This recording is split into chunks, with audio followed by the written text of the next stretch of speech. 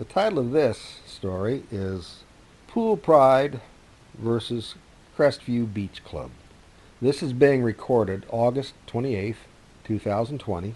I'm Jack Lynch. It involved me. It involved the Shimana family. Jimmy Shimana was the boy that was about our age.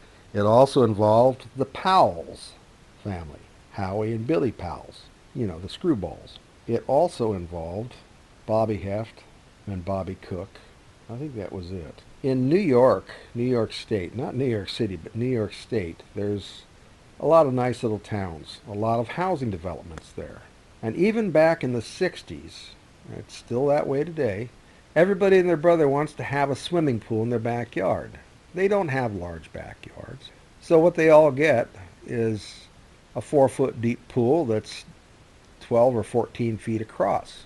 And they're all so proud because they're one of the few that has a pool. Well, the Powells got a pool and the Shimanas got a pool.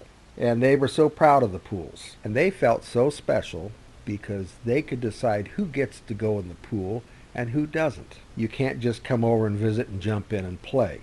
They don't like that. You have to be invited, and you don't get invited. That was kind of a distressing thing for several of us guys. We didn't have pools. Parents didn't have pools, and they weren't going to get them. Most of our parents knew this is bogus. After you've had a pool for a while, it just sits there. And pretty soon you quit putting chlorine in it, and you quit changing the filter and skimming it and all that, and it's mainly just a bunch of work. But it's work that gives you pride.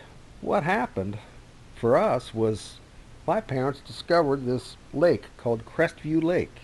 It was out near the end of the runway of Stewart Air Force Base. Beautiful little lake, had a little dirt road that went across a little dam that made the lake, and up into the side of a hill where there was a clubhouse.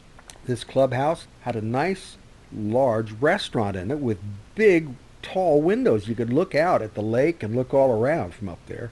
Down below the restaurant, on the ground floor, was a big room where they had parties and dances. They had pool tables in there. They had pinball machines. They had some coin-operated machines for candy and stuff. But they also had a little fast food grill where you could get hamburgers, hot dogs, French fries, and drinks and all that kind of stuff. And down at the lake itself, the family that owned it had gotten several dump truck loads of white sand, and they'd sanded out a nice long 300 or 400 foot long beach area that extended well into the water. And there was also a floating dock out there about 60 feet out.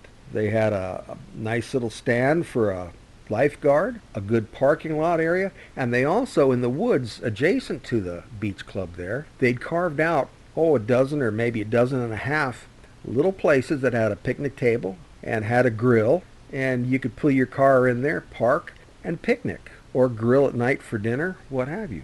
It was a lovely place. It's since gone away and all burned down, but at the time, it was really nice. We could get up in the morning, have breakfast, and our mom would take us out to Crestview to spend the day. We'd have lunch, we'd wait an hour, for the food to digest, go back down, go swimming. Oh yeah, you could also, they had rowboats there. You could just take a rowboat and go anywhere you wanted. You could go fishing on the lake too, and it had fish. So we'd be spending an awful lot of our summer days getting in the car and taking off and going to Crestview. On weekends, my dad would come with us, and we'd spend the whole day there Saturday and the whole day Sunday. I think it got to be a little bit distressing for the Shimanas and the Powells because we started taking kids with us to Crestview. They'd go with us, they'd spend the day, they'd have a great time, and they'd be talking about it the whole time when they came back. The Shimanas and the Powells, well, they never got invited to go to Crestview, but that was no big loss.